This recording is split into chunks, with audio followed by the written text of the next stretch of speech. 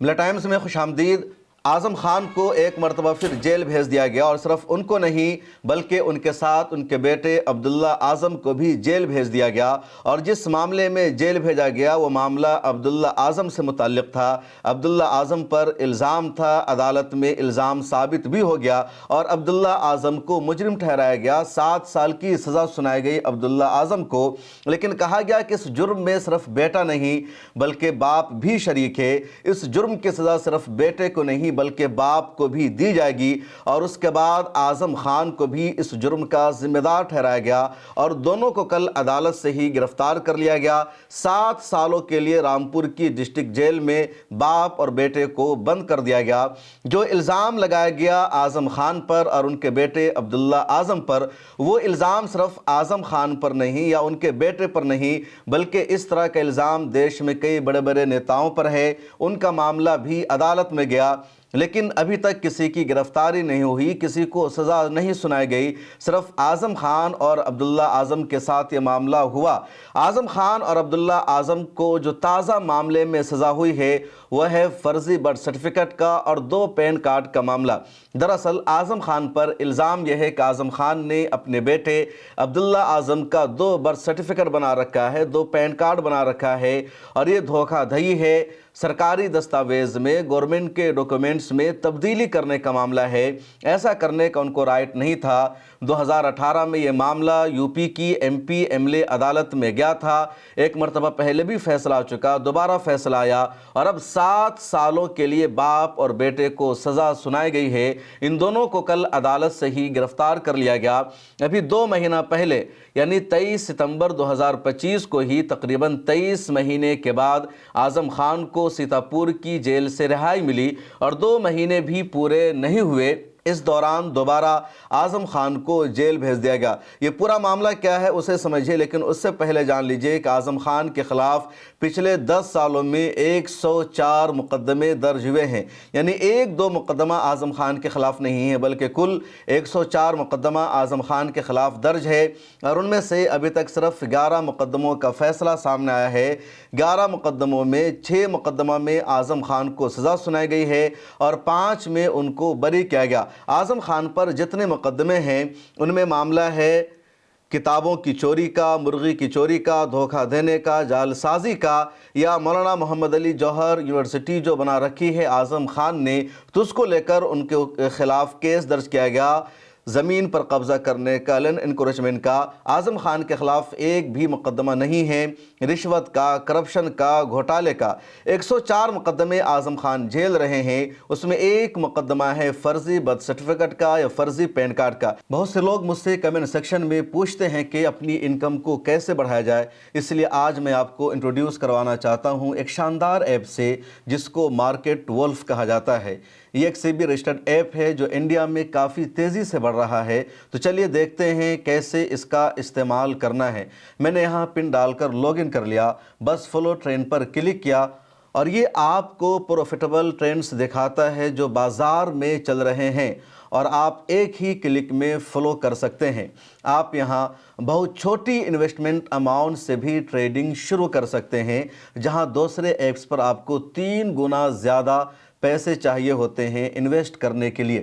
اس میں انبلٹ stop loose feature بھی ہے جو آپ کو نقصان سے بچاتا ہے۔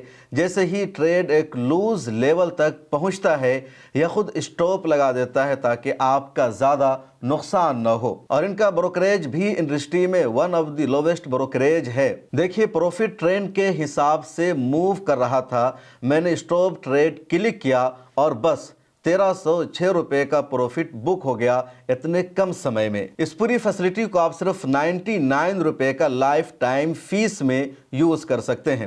آپ یہاں سب کموڈیٹیز بھی یعنی کہ gold, silver, crude oil, natural gas بھی اتنی ہی آسانی سے ٹریڈ کر سکتے ہیں، صبح کے 9 بجے سے رات کے 12 بجے تک۔ مارکیٹ ولف ایپ آپ کو فری ریکمنڈیشن بھی دیتا ہے۔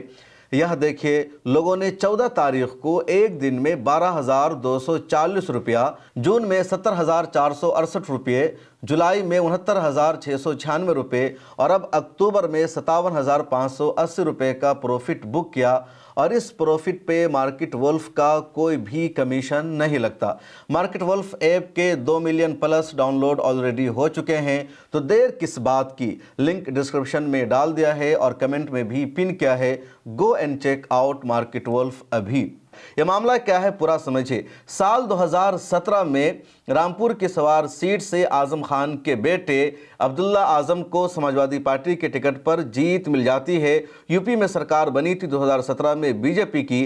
जैसे अब्दुल्ला आजम को जीत मिली तो वहां से बीएसपी के उम्मीदवार ने यह दावा किया कि अब्दुल्ला आजम की उम्र अभी 25 साल नहीं हुई है, अब्दुल्ला आजम अहल नहीं थे चुनाव लड़ने के, और उन्होंने अपना फर्जी बर्थ सर्टिफिकेट बनवाकर नॉमिनेशन फाइल किया, अपना फर्जी पैन कार्ड बनवाया। इसी बुनियाद पर वो नॉमिनेशन फाइल करने के अहल हुए, इसलिए उनके मामले की जांच होनी चाहिए। उसके बाद बीजेपी के लीडर आकाश सक्सेना ने इसको मुद्दा बना दिया। आकाश सक्सेना ने एमपी एमएलए अदालत में जाकर केस फाइल कर दिया, मुकदमा दर्ज कर दिया और कहा कि अब्दुल्ला आजम की डिग्री की जांच होनी चाहिए।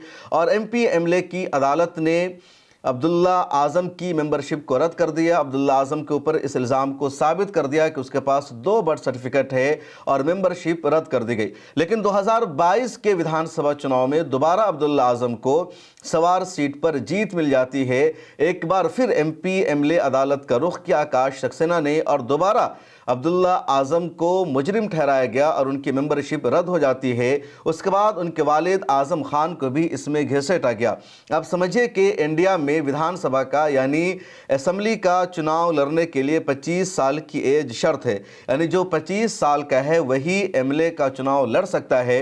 जिसकी एज 25 साल से कम है वो एमएलए का चुनाव नहीं लड़ सकता। अब बीजेपी और बीएसपी के लीडर का इल्ज़ाम यह था कि अब्दुल्ला आजम का जो ओरिजिनल डेट ऑफ बर्थ है 1 जनवरी 1993, यानी जनवरी की पहली तारीख साल 1993, ये अब्दुल्ला आजम का ओरिजिनल डेट ऑफ बर्थ है। और उस हिसाब से साल 2017 में अब्दुल्ला आजम की उम्र 25 साल पूरी नहीं हो रही थी और वो नॉमिनेशन फाइल करने के अहल नहीं थे।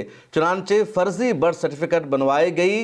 1 जनवरी 1990 की 3 साल कम कर दिया गया। अब्दुल्ला आजम की तारीख़ पैदाइश को या कह लीजिए उनकी एज में 3 साल का इजाफा कर दिया गया और इस तरह अब्दुल्ला आजम की उम्र 2017 में 25 साल पूरी हो गई। उसके बाद उसने नॉमिनेशन फाइल किया, इसलिए जो डॉक्यूमेंट है, जो सर्टिफिकेट है, उसमें गड़बड़ी की गई, जालसाजी की गई। तब अब्दुल्ला आजम ने नॉमिनेशन फाइल किया, इस तरह का दावा किया। उनके विरोधियों ने, बीजेपी के लीडर ने कोर्ट में मामला किया और कोर्ट ने इसको सही मानकर अब्दुल्ला आजम की मेंबरशिप को रद्द कर दिया। उसके बाद दोबारा यह मामला गया और कहा कि अब्दुल्ला आजम ने सिर्फ बर्थ सर्टिफिकेट फर्जी नहीं बना रखा है बल्कि पैन कार्ड भी फर्जी बना रखा है। 2 पैन कार्ड है अब्दुल्ला आजम के पास और दोनों पैन कार्ड में अलग अलग बर्थ सर्टिफिकेट है, लिहाजा इसको भी मामला बनना चाहिए और इसको भी अदालत ने सीरियस ले लिया। एमपी एमएलए अदालत ने अब्दुल्ला आजम की मेंबरशिप को, रुकनीत को विधानसभा की रद्द कर दिया और अब 17 नवंबर 2025 को सज़ा सुनाई गई और सज़ा सिर्फ अब्दुल्ला आजम को नहीं सुनाई गई बल्कि आजम खान को भी सज़ा सुनाई गई और कहा गया 2 पैन कार्ड एक शख्स का नहीं होना चाहिए, दोनों पैन कार्ड पर अलग अलग सर्टिफिकेट है और इसके लिए जो सज़ा सुनाई गई वो अलग अलग तरीक़ा है। जो रिपोर्ट सामने उसमें कहा गया कि IPC 467 के तहत सज़ा सुनाई गई कि जो कीमती दस्तावेज़ है उनमें जालसाजी की गई और इसमें 7 साल की सज़ा सुनाई गई। उसके बाद IPC 468 में धोखा देने के लिए जालसाजी की गई, इसमें 3 साल की सज़ा सुनाई गई। IPC 471 में जो फर्जी डॉक्यूमेंट्स है उसको असली डॉक्यूमेंट्स के तौर पर इस्तेमाल किया गया, इसके लिए 2 साल की सज़ा सुनाई गई। उसके बाद IPC 420 में धोखा देने का इल्ज़ाम लगाया गया और इसके तहत 3 साल की सज़ा सुनाई गई। फिर IPC 120B के तहत मुजरमाना साजिश का इल्ज़ाम लगाया गया और 1 साल की सज़ा सुनाई गई। उसके अलावा 50,000 रुपये का जुर्माना भी लगाया गया अब्दुल्ला आजम पर भी, आजम खान पर भी। अदालत ने यह भी कहा कि 7 سال کی سزا ہے، 3 سال کی سزا ہے، 1 سال کی سزا ہے، الگ الگ کیسز میں، الگ الگ معاملوں میں، لیکن مجموعی طور پر ٹوٹل سزا 7 سال کی ہوگی۔ اور جیسے ہی کل M P M L A عدالت نے فیصلہ سنایا کہ اعظم خان کے خلاف جعل سازی کے، فرضی ڈاکومنٹس بنانے کے اور فرضی ڈاکومنٹس کو اصلی ڈاکومنٹس کے طور پر پیش کرنے کے ثبوت مل گئے ہیں، اور ان کو، ان کے بیٹے عبداللہ اعظم کو 7 سال کی سزا سنائی جاتی ہے، پولیس نے کورٹ روم سے ہی اپنی کسٹڈی میں اعظم خان، ان کے بیٹے عبداللہ اعظم کو پکڑ لیا اور دونوں کو جا کر جیل میں بند کر دیا۔ اس وقت اعظم خان نے کیا کچھ کہا، سن لیجئے۔ اعظم بھائی کچھ کہنا چاہیں گے اعظم بھائی؟ کچھ نہیں، کیا کہنا ہے، عدالت کا فیصلہ ہے، کیا کہنا ہے، کوئی 7 سال کی سزا سنائی ہے، بہتر ہے، گناہ گار سمجھا تو سزا سنائی ہے۔ آپ نے سنا، اعظم خان کچھ بھی نہیں کہہ سکے۔ اعظم خان نے بس اتنا ہی کہا کہ اگر میرے اوپر الزام لگایا گیا ہے تو وہ صحیح ہوگا، اور وہ چپ چاپ چلے گئے۔ جب اعظم خان 23 ستمبر 2025 کو 23 مہینے کے بعد جیل سے رہا ہو کر آئے تھے، اس کے بعد انہوں نے لگاتار میڈیا سے بات چیت کی، لگاتار ان کے انٹرویو سامنے آئے، اور اپنے انٹرویو میں انہوں نے صاف لفظوں میں کہا کہ انہوں نے کچھ بھی غلط نہیں کیا، انہوں نے کچھ بھی جرم نہیں کیا، ان کے ساتھ سراسر زیادتی ہوئی ہے، ناانصافی ہوئی ہے۔ کپل سبل کو بھی اعظم خان نے انٹرویو دیا، اور کپل سبل کے ساتھ جو بات چیت ہوئی اس کو آپ ذرا یہاں پر سنیے۔ شاید مجھے سمجھ نہیں آئے کہ آپ کو دیکھیے، چلیے یہ جو الزامات آپ کے اوپر لگے ہوئے ہیں، یہ کوئی رشوت کا نہیں ہے، کچھ کوئی مرڈر نہیں ہے، اس میں 120B ہے، اس میں کوئی آپ میں نے آج تک کوئی جانور حلال نہیں کیا، بکرا بھی حلال نہیں کیا، مجھ سے ہوتا ہی نہیں، مرغ حلال نہیں کیا، کھا تو لیتا ہوں۔ تو کہنے کا مطلب یہ ہے کہ اگر یہی استھتی ہے تو آپ کو کس قسم کی جیل میں رکھا گیا؟ صاحب مجھے جیل میں تو رکھا ہی نہیں، مجھے تو پھانسی گھر میں رکھا تھا، اچھا، جہاں پھانسی دی جاتی تھی انگریزوں کے زمانے میں۔ یہ خاص محبت آپ سے ذات کیونکہ ایسی جگہ آپ کو رکھے، کوئی بات تو ہوگی نا؟ آپ کیونکہ ایک بڑے مسلم لیڈر ہیں، اس لیے آپ کو ختم میرے کرنا دامن پر کوئی داغ نہیں ہے، یہی میرا گناہ ہے۔ میں نے اس پیسے سے یونیورسٹی کیوں بنائی، اسکول کیوں بنائے؟ اس پیسے سے میں نے امریکہ میں، لندن میں، آسٹریلیا میں جائیداد کیوں نہیں لی، محل کیوں نہیں بنائے، میں وہاں کیوں نہیں چلا گیا؟ میں پنکچر جوڑنے والے اور بیڑی بنانے والوں کو، رکشہ چلانے والوں کو، ان کے بچوں کے ہاتھوں میں قلم دے کر سائنٹسٹ اور ڈاکٹر انجینئر بنانا چاہتا ہوں۔ اس سے بڑا گناہ میرا اور کیا ہو سکتا ہے؟ جہاں بیٹی پڑھاؤ، بیٹی بچاؤ کا نعرہ دیا گیا ہو اور بیٹیوں کا اسکول خالی کرا لیا جائے تو ظاہر ہے میرا گناہ تو ہے۔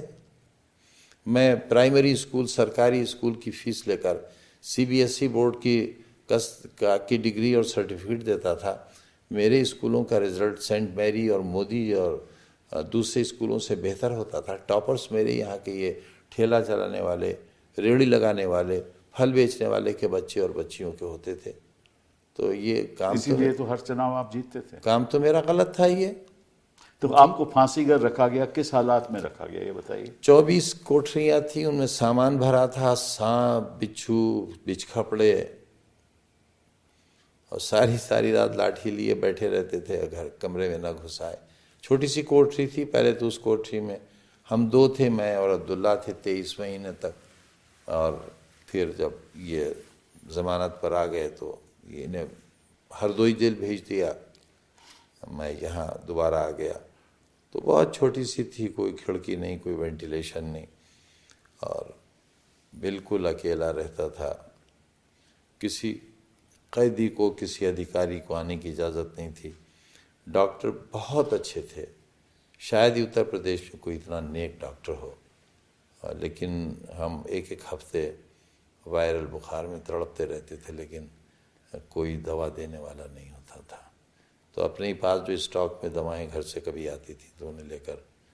معروف وکیل اور سابق مرکزی وزیر کپل سبل صاحب اپنا یوٹیوب چینل آج کل چلا رہے ہیں، ان کے ساتھ آپ نے اعظم خان کی بات چیت کو سنا۔ اس کے علاوہ بھی اعظم خان صاحب نے کئی انٹرویو میں اس بات کا باضابطہ خلاصہ کیا کہ ان پر جو فرضی الزام لگایا جا رہا ہے کہ ان کے بیٹے کا اصل برتھ سرٹیفکیٹ 1993 کا ہے، 1990 کا نہیں ہے، یہ سراسر غلط ہے، جھوٹ ہے، میرے اوپر فرضی الزام لگایا گیا، اور ہم نے کورٹ میں باضابطہ آڈیو ثبوت پیش کیا، ویڈیو ثبوت پیش کیا، وائس ریکارڈنگز پیش کیا۔ اس کے باوجود عدالت نے ہماری کسی بھی بات کو تسلیم نہیں کیا۔ اعظم خان کی لیگل ٹیم کا اب یہ کہنا ہے کہ MLA-MP کورٹ کا جو فیصلہ آیا ہے اس کو وہ اعلیٰ عدالتوں میں چیلنج کریں گے، اور امید ہے کہ ہائی کورٹ اور سپریم کورٹ سے MLA-MP کورٹ کا جو فیصلہ ہے اس کو رد کیا جائے گا اور اعظم خان کو ضرور راحت ملے گی، ان کو بری کیا جائے گا۔ لیکن معاملہ یہ ہے کہ اعظم خان کے خلاف ایک مقدمے نہیں ہیں، 2 کیس درج نہیں ہیں،